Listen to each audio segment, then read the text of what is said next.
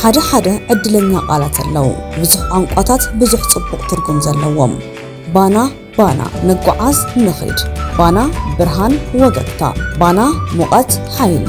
ሚድያ ብፍላይ ድማ ሚድያ ሃገርና ኣብ ዓብይ ፈተና ኣብ ዝወደቐሉ ግዜ ንርከብ ቀሊል ዘይባል ቁጽር ዘለዎ ማሕበራዊ ኾነ ስሩዕ ሚድያ ሕዝቱ መጋገይን ስምዒታዊ ዝኾኑ ሓበሬታታት ዝተጸምደ ብምዃኑ መብዛሕትኡና ክንሰላቸውን ኣመነታና ክሽርሸርን እናገበረና ይርከብ ወንዳ ኣምበር ካብ ሚድያ ምርሓቕ ኣይንኽእልን ዘለና መማረጺ ንትጠረ ካብ ብሱል ፈሊና መርከብ ጥራሕ እዩ ዛናውን መረዳእታ ዝተደገፈን ብዝተፈላለዩ ቋንቋታት ብሓላፍነት መንፈስ ዝሰርሕ ሚድያ ይደልዩ እንተሃልዮም እቲ ትክክለኛ ቦታ እዚ እዩ ኣብ ፖለቲካዊ ማሕበራውን ባህላውን ጉዳያት ቀርኒ ኣፍሪካ ከምኡውን ኣብቲ ከባቢ ጽዕንቶ ክፈጥሩ ኣብ ዝኽእሉ ዛዕባታት ትኩረት ገይሩ ኣብ ቀረባ ስራሕ ንዝጅምር ሚድያና ባና ግልጋሎት ሚድያ ኢልና ሰይምናዮ ኣለና ብዝለዓለ መንፈስ ሓላፍነትን ዝተማልአ ስነ ምግባር ጋዜጠኝነትን ንሰርሕ ዝተሸፋፈኑ ሓሳባትን ሓበሬታታትን ግልጽነት ክህልዎም ሓሳብ እምነትን ኣመለኻኽታን ኩሎም ወገናት ምይይጥን ሞገትን ንኽካየደሎም መድረኽ ኮይና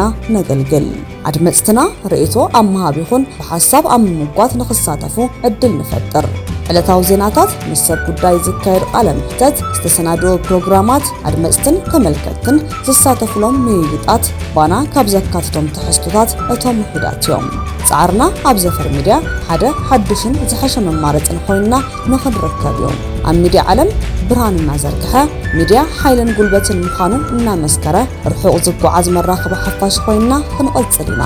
ባና ሚድያ ሓይሊ ብርሃንን ሙቐትን ኮይኑ ኣብ ቀረባ እዋን ኣብ ዩቲዩብ ቻናል ትረኽብዎ እዮም ንሓቀኛን ቅልጡፍን መረዳእታ ንምዛናዊ ኣቀራርባ ባና ሚድያ ሰብስክራይብ ላይክን ሼርን ብምግባር ቤተሰብ ይኹኑ